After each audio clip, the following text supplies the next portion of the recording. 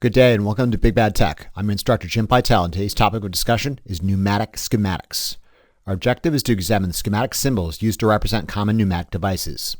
If you've been following this playlist in its intended sequence, you should already be familiar with most of the pneumatic devices we're about to discuss. Additionally, you should have had a comforting level of familiarity between pneumatic and hydraulic schematics, as these two fluid power technologies often use identical symbols and any minor modifications are easily explicable. This lecture therefore serves as not necessarily an introduction to pneumatic schematics, but rather a review. If at any time you feel this lecture is over your head, by all means revisit and review the previous lectures. This being said, it's not all review and does introduce some new devices unique to pneumatic systems on an introductory level. Later lectures will examine these new devices in greater detail. Pneumatic schematics, quite like electrical and hydraulic schematics, make the task of representing the connection of those devices constituting a larger system easier, more efficient, and understandable. Consider three different methods of illustrating a single directional control valve. The pictorial representation, while accurate, isn't easy to draw nor comprehend. The cutaway diagram, while detailed, it's confusing. The schematic symbol, in contrast, makes it possible to simply and efficiently represent circuit functions even when employing devices from different manufacturers. Before we dive into this collection of schematics, let it be known that you may encounter subtle and not so subtle variations of illustrating the same components in the field. Don't for a moment think I'm the final judge on standards, nor should you award that title to anyone else, even if they loudly proclaim otherwise. Long story short, it is the wild, wild west out there, and absolutely anything and everything goes. All I'm trying to do is share some of the experience I've gathered and do not have a horse in the standards race. Let's first establish some general guidelines about conductors, connections, and shapes common in pneumatic schematics. Pneumatic conductors, including pipes, tubes, hoses, and passages inside valve bodies, fall into two categories: primary and pilot. Primary conductors, i.e. the working lines that transmit high pressure, high flow rate pneumatic power, are schematically represented as solid lines. In contrast, pilot lines, i.e. the sensory lines and passages that transmit low pressure, low flow rate air-based control signals, are represented schematically as dashed lines. You'll often see pilot lines internal to another device's schematic symbol, indicating which port is being monitored by the pilot passage. For example, the dashed pilot line on a pressure regulator monitors pressure on its output. Additionally, you might see pilot lines actuating air-piloted directional control valves. Connected fluid conductors are indicated with a dot at the intersection, whereas unconnected fluid conductors do not have a dot at an intersection. I find this method a little confusing, so one might go to the trouble of indicating unconnected conductors that simply cross on a schematic diagram using an overpass symbol. You will appreciate the clarity this modifier provides as circuits increase in complexity. Let's now discuss some common thematic elements found in pneumatic schematics. First, rotational devices like compressors, electric motor prime movers, and pneumatic motors are schematically represented using a round circle. Valves and valve positions, as we learned in the Pneumatic Directional Control Valves lecture, available at the Big Bad Tech channel, are ordinarily represented schematically as boxes. Fluid conditioning devices like filters, lubricators, aftercoolers, and dryers, and all the rest are schematically represented as diamonds. There are exceptions to this diamond rule, notably magnetic and optical proximity switches or sensors, or other solid-state devices like pressure sensors. These sensory and input devices are also sometimes illustrated using diamond. Lastly, a slanting arrow indicates some feature is adjustable. Now that we've got some general guidelines about conductors, connections, and general shapes, let's start our tour of pneumatic schematics with a review of air preparation elements we discussed in the Air Preparation in Pneumatic Systems lecture, available at the Big Bad Tech channel. Prime movers are devices that convert one form of input into rotational mechanical power. In the case of a motor prime mover, a motor converts electrical power into rotational mechanical power. An electric motor is schematically represented as a circle with an M inside it. Prime movers, like motors, are used to turn the shaft of a compressor. Compressors are mechanical power to fluid power converters. A compressor is represented schematically as a circle with an empty arrowhead pointing away from the compressor body in the direction of provided flow. The shaft linking the motor and compressor is schematically represented as a bar or a dashed line. Ordinarily, motors and compressors are linked via coupling, where the coupling compensates for misalignment and allows the technician to take the pair apart for maintenance and repair purposes. You'll recall pneumatic systems do not necessitate a return reservoir, as is common in hydraulic systems, largely because we are quite literally immersed in the power transfer medium of choice central to pneumatic systems: air. For this reason, air is often exhausted back into the environment via an exhaust port, symbolized as an outward-pointing empty arrowhead. To minimize the sound of escaping air, pneumatic systems often make use of silencers or mufflers. symbolizes a maze-like zigzag passage which may or may not be included in the schematic. Despite having no need for a return reservoir, pneumatic systems often don't empty a compressor's output straight into a pneumatic system, but rather a receiver or a tank intermediary, a sealed metal housing schematically represented as an oval. A pressure switch on the receiver senses pressure inside the receiver. Using a simple form of on-off compressor control, the motor can be started or stopped at the request of the pressure switch. More advanced systems might make use of a pressure transducer, which is an analog device which measures pressure. Lastly, a regulator selectively opens and closes the passage from the receiver to the pneumatic circuit. If a regulator is venting or relieving, it includes an exhaust port back to atmosphere and sometimes may use a bidirectional arrow. Numerous accessory components are often found in close proximity to receivers, including, but not limited to, measurement devices like pressure gauges and flow meters, box-shaped accessory valves like safety pressure relief valves, dump or drain valves, and shutoff valves, and finally diamond-shaped air conditioning devices like filter separators, lubricators, aftercoolers, and dryers. Pressure gauges are schematically represented as a dial and an arrow with a single measurement passage. Pressure gauges measure units of psi, bar, or kilopascals. We'll also examine vacuum gauges, which measure pressure below atmospheric conditions in later lectures. Flow meters, in contrast, are schematically represented as kind of a baseball-looking circle. Flow meters are mounted in the path through which they intend to measure flow and necessitate air travel through them. Flow meters measure airflow in units of standard cubic feet per minute or standard liters per minute. Flow meters are ordinarily unidirectional. If so, a schematic may indicate the proper flow direction with the arrow pointing in to out. Also, certain flow meters necessitate they be mounted in orientation-dependent fashion and won't work if installed upside down, sideways, or at an angle. Safety pressure relief valves are normally closed valves that sense pressure on their input. If, however, pressure inside the receiver rises above the set value of the safety pressure relief valve, the safety pressure relief valve opens and vents the excess pressure to the receiver to the atmosphere. Note the exhaust port back to atmosphere. Dump or drain valves are used to evacuate the receiver as part of a lockout and tagout procedure or regular maintenance activities. They might be schematically represented as a simple pair of opposing triangles or as 2x2 valves with a detented actuator, meaning that when you open it, it stays open, and when you close it, it stays closed. A filter separator is schematically represented as a diamond with a dashed line and a triangle on the bottom drain port. The fine mesh of the filter physically excludes airborne contaminants, and the separator flings heavier contaminants and moisture to the bottom of the bowl. A manual drain on the bottom of the filter separator bowl allows any accumulated moisture and debris to be removed during periodic maintenance. If a filter separator has an automatic drain, it'll include another triangle in the schematic symbol. Lubricators are schematically represented as a diamond with a line hanging off the top. Since air is not inherently self-lubricating like oil in hydraulic systems, lubricators periodically apportion a small squirt or fine mist of oil to the compressed air entering a pneumatic circuit. The introduction of oil into the airstream ensures the dynamic seals between moving actuators and valves remain functional. Systems lacking lubricators may necessitate technicians performing regular maintenance to periodically manually lubricate individual components to ensure their reliable operation. Since filter separators, relieving regulators, pressure gauges, and lubricators are often found in close proximity to one another, certain manufacturers may consolidate all these components into a single simplified schematic symbol that looks like this, where you can see elements of each component. One might hear a filter, regulator, lubricator referred to using the abbreviation FRL. Aftercoolers are heat exchangers schematically represented as diamonds, with arrows pointing away from the air to be cooled, passing through the center. If an aftercooler makes use of a liquid or an air heat transfer fluid, or HTF, the HTF is routed counter to airflow. This counterflow arrangement ensures that continual temperature gradient occurs the length of the aftercooler tube and shell heat exchanger. Dryers are schematically represented as diamonds with two parallel lines. Since the act of compression changes the temperature and moisture carrying capacity of compressed air, you might find accessory components like aftercoolers and dryers should the larger system warrant their inclusion. Lastly, you might see a push-to-fit quick disconnect fitting illustrated at the output of the compressor circuit. When a matching fitting is inserted in the quick disconnect, it pushes the poppet off the seat and allows flow from the pneumatic source to the circuit.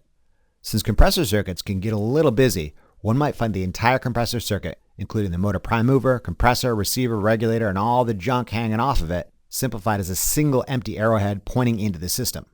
Using a simplified symbol like this really cuts down on the busy work. Now that we've taken a look at the components associated with pneumatic sources, let's take a look at the business end of a pneumatic system, notably the actuators that do the heavy work of lifting, lowering, pushing, pulling, or turning a load. There's a couple general types of actuators: linearly acting pneumatic cylinders and rotational acting pneumatic motors.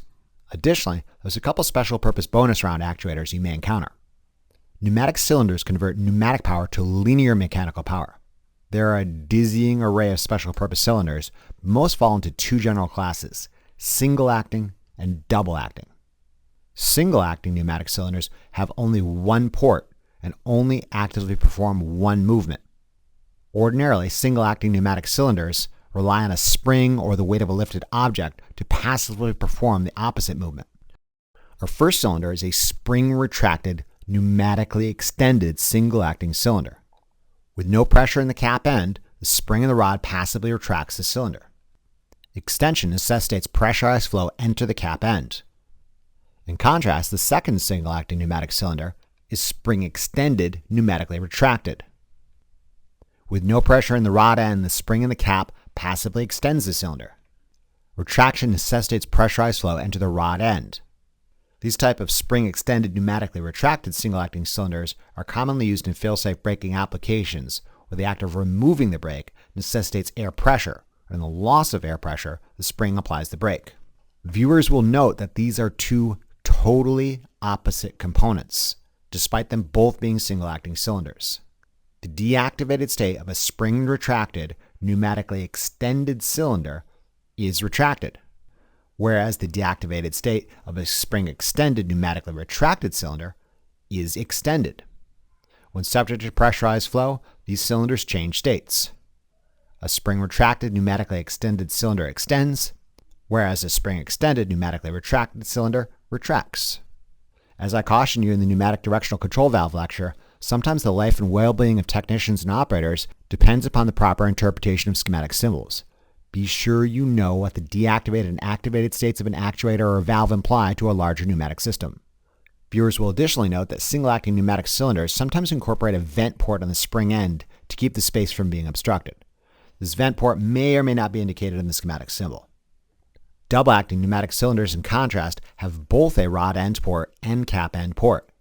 Whereas single-acting cylinders only actively perform one movement and passively perform the opposite via a weight or a spring, double-acting cylinders actively work on both extension and retraction. The act of extending a double-acting pneumatic cylinder routes pressurized flow to the cap end and exhausts the rod end. In contrast, the act of retracting a double-acting pneumatic cylinder routes pressurized flow to the rod end and exhausts the cap end. Since air is compressible and occupies different volumes at different pressure and temperature conditions, speed control in pneumatics can be an elusive and ever-moving target. As a consequence, pneumatic cylinders can sometimes rapidly pop into place and can wear out quickly if they're not protected from sudden and frequent decelerations. For this reason, some pneumatic cylinders incorporate cushions at the limits of extension and retraction. Schematically, these cushions might be illustrated as a small box on the piston. If the cushion is adjustable, it'll have a slanting arrow. You will note cylinders, regardless of the type, do not lift or lower loads, but rather only extend or retract. Instead, the mounting method for a particular cylinder is the determining factor whether a load is lifted or lowered.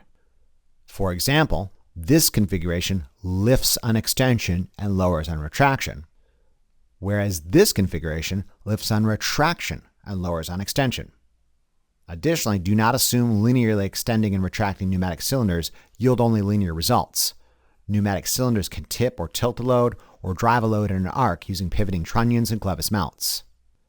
Speaking of rotation, another common actuator you may encounter in pneumatic systems are pneumatic motors, which are essentially the opposite of compressors, and the schematic symbol tells us this quite succinctly. A compressor converts rotational mechanical power to fluid power. In contrast, a pneumatic motor converts pneumatic power to rotational mechanical power. Note the arrows of a pneumatic motor pointing inwards, indicating the pneumatic motor consumes pneumatic power, whereas the compressor provides it. Bidirectional pneumatic motors have two inward pointing arrows, whereas unidirectional pneumatic motors have a single inward pointing arrow. Now it's time for the bonus round. In addition to single and double acting pneumatic cylinders and pneumatic motors, you may run across some rather unique pneumatic actuators. The first bonus round actuator is called a pneumatic muscle, which is essentially an inflatable bladder wrapped in a sheath. As the bladder is inflated, the pneumatic muscle contracts, and when it's deflated, it extends. While pneumatic muscles do act quasi-linearly, the flexible nature of the pneumatic muscle allows it to do some pretty neat actions not permissible by a cylinder with a solid rod. I imagine our robot overlords of the future will be making extensive use of pneumatic muscles. The next bonus round actuator is a suction gripper, or a vacuum cup. As we'll learn in later lectures, pneumatics aren't limited to just positive pressures above atmospheric conditions, but can also operate at vacuum conditions below atmospheric pressures. A common tool employed in vacuum circuits are suction grippers or vacuum cups, often used as end effectors for robots or load handling devices. The last bonus round actuator is an air bearing, which I don't really know if it officially classifies as an actuator or not, but there's no other category it fits in neatly, so I'm tossing it in here. An air bearing is essentially an exhaust port that, when spewing air into the environment, creates a cushion of air which reduces friction between it and the surface below or above it. Think of the friend you had as a kid with the air hockey table in the basement. That's essentially a giant air bearing. In keeping with the air hockey example, one might find big cutting tables at glass plants that act as giant air bearings, such that heavy plates of glass slide with ease. Air on it slides, air off it sticks. Yes, these really are as fun as they look. Now that we've taken a look at air preparation elements at the beginning of a pneumatic system and the actuators at the business end, it's time to take a look at all the disgusting stuff in the middle that make things work, notably directional control valves and the accessory components that modify pressure and flow. As we learned in the pneumatic directional control valve lecture, available at the Big Bad Tech channel, directional control valves stop, start, and change direction of fluid flow. Directional control valves have a number of identifying characteristics. Ports are the ins and outs. Positions are particular functions characterized by unique flow paths. And lastly, the actuation method is a means a valve is shifted from one position to another. Actuation methods include, but are not limited to, manual levers and push buttons, mechanical rollers, air pilots, and electrical solenoids. Return springs either offset or center a directional control valve into a particular deactivated position. Since this should be a review of the aforementioned lecture dealing exclusively with the peculiarities of pneumatic directional control valves, let's blaze through a sample selection of pneumatic directional control valves. The first example is a lever-operated 2x2 or 2-port 2-position normally closed valve. In the deactivated state, the spring offset moves the valve into a closed position that blocks 1 to 2. If an operator manually shifts the lever, the valve moves into an open position that allows passage from 1 to 2. The moment the operator lets go of the lever, the spring offset returns the valve to the closed position. The next example is a push-button operated 3x2 or 3-port 2-position normally closed valve. In a deactivated state, the spring offset moves the valve into a closed position that blocks passage from 1 to 2, but vents 2 to exhaust port 3. If an operator presses the push button, the valve moves into an open position that allows passage from 1 to 2. The moment the operator stops pressing the push button, the spring offset would return the valve to the closed position. You might use this type of directional control valve to operate a single-acting cylinder. Hooked in the following fashion: when an operator presses the push button, the cylinder pneumatically extends. When an operator releases the push button, the spring retracts the rod. Consider a bistable 3x2 directional control valve. Rather than an offset spring and push button, this particular valve is a twist knob actuator with a detent. Otherwise, it's identical to the previous 3x2 valve. Whereas the previous push button operated 3x2 valve has a spring offset that returned it to a preferred deactivated state, this is a bistable valve that maintains the last asserted state. You might find this type of valve employed as a venting shutoff valve. In this position, the passage from the pneumatic source to the circuit is open, and the circuit functions as intended. Whereas in this position, the passage from the pneumatic source to the circuit is closed, at the same time venting the system to atmosphere. You might use this position to ensure a system is depowered and safe to work on. The next example directional control valve is an air pilot operated 5x2 or 5-port 2-position valve.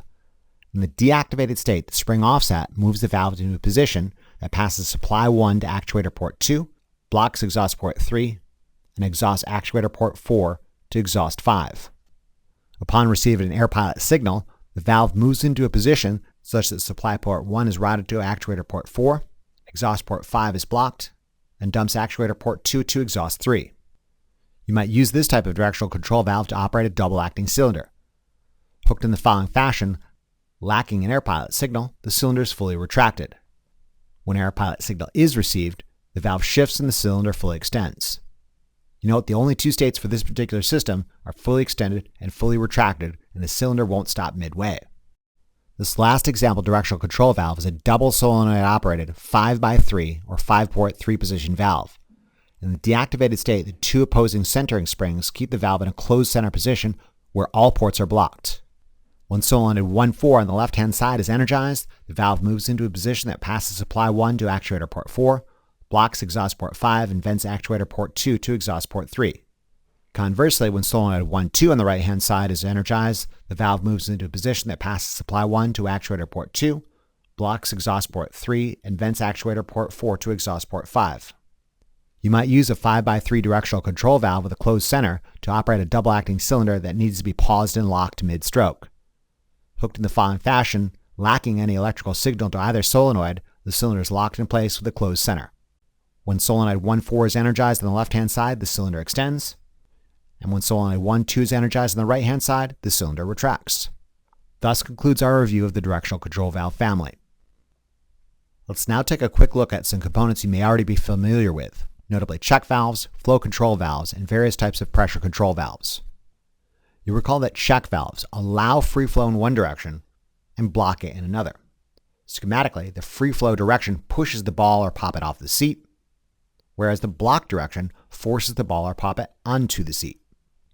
You might see a check valve as part of other valves forming a bypass around it. Classic example being a variable flow control valve with a check valve bypass. Flow control valves are used to restrict, meter, or otherwise control flow rate to an actuator, thereby directly controlling actuator speed. Flow control valves are schematically represented by a variable restriction. Tightening the restriction reduces flow, whereas opening the restriction increases flow. The check valve bypasses forces flow through the restriction orifice in one direction, yet allows unrestricted flow in the opposite direction. As such, the proper orientation of a flow control valve with check valve bypass is orientation dependent. Manufacturers often indicate direction of controlled flow using an arrow. Alternatively, one might see a big arrow pointing in the unrestricted direction and a small arrow pointing in the controlled direction. In addition to inline flow control valves, you might find them directly mounted on the pneumatic cylinders. We'll review pneumatic flow control methods like meter in and meter out in later lectures. One may also encounter pressure control valves in pneumatic systems like regulators, relief valves, and sequence valves. We already spoke about the first two, but it's helpful to round them up in one heard to compare and contrast. A regulator is a normally open valve with a pilot passage sensing pressure on its output. If it includes a venting or relieving passage back to atmosphere, it'll include an exhaust port. You may also see a normally open passage inside a relieving regulator illustrated using a bidirectional arrow. A safety relief valve, in contrast, is a normally closed valve with a pilot passage sensing pressure on its input. When input pressure exceeds the set value, the relief valve opens and, importantly, exhausts it to atmosphere. The sequence valve looks a lot like a relief valve with a subtle but a very important difference. Like a relief valve, sequence valves are also normally closed valves with a pilot passage sensing pressure on its input.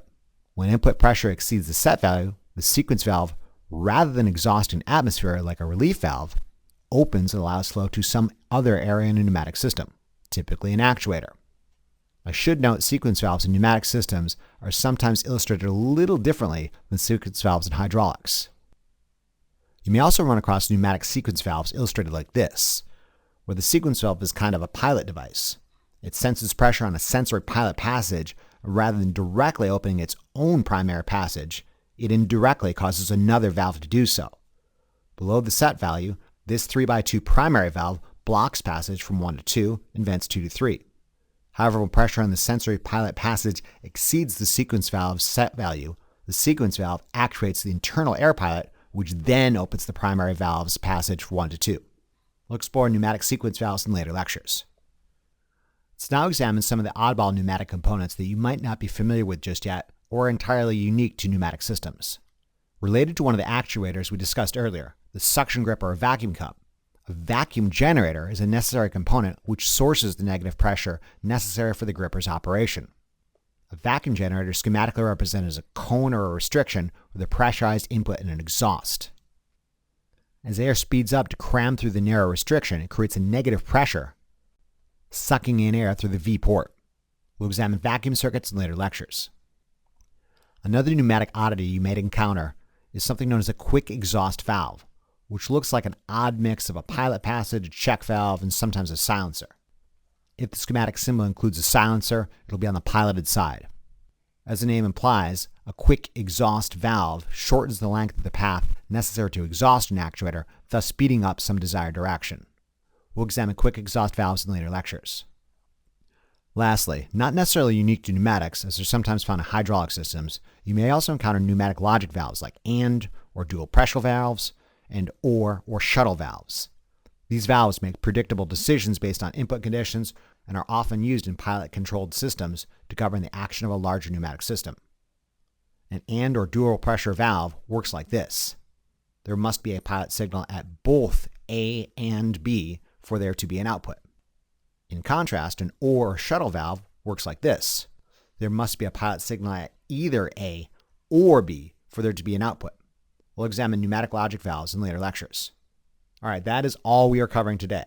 I will readily admit this is not everything you might encounter in a pneumatic system, but if I gave you $1 for every new component you didn't see in this lecture, and you gave me a nickel for every component you did, you'd be broke in a month. I will also say there's different ways to illustrate the same device, so don't freak out when you see something new on a schematic. It just might be a different method of illustrating something you're already familiar with. Like I said earlier, there's a lot of crosstalk between hydraulics and pneumatics, and you should be able to figure it out if you spend some time thinking it through. This being said, I did introduce some entirely new components we'll revisit in later lectures in greater detail. Until then, this concludes this lecture. In conclusion, this lecture examined the schematic symbols for common pneumatic components, including, but not limited to, source elements like motor prime movers, compressors, receivers or tanks, filters, regulators and lubricators, actuators like cylinders, motors, muscles, vacuum cups, and air bearings, and all the disgusting stuff in the middle that makes it work, like directional control valves, check valves, flow control valves, pressure control valves, vacuum generators, quick exhaust valves, and logic valves. Remember to review these concepts as often as you need to really drive it home. Imagine how well lab will go if you know what you're doing. Thank you very much for your attention and interest, and we'll see you again during the next lecture of our series. Remember to tell your Lazy Lab partner about this resource, and be sure to check out the Big Bad Tech channel for additional resources and updates.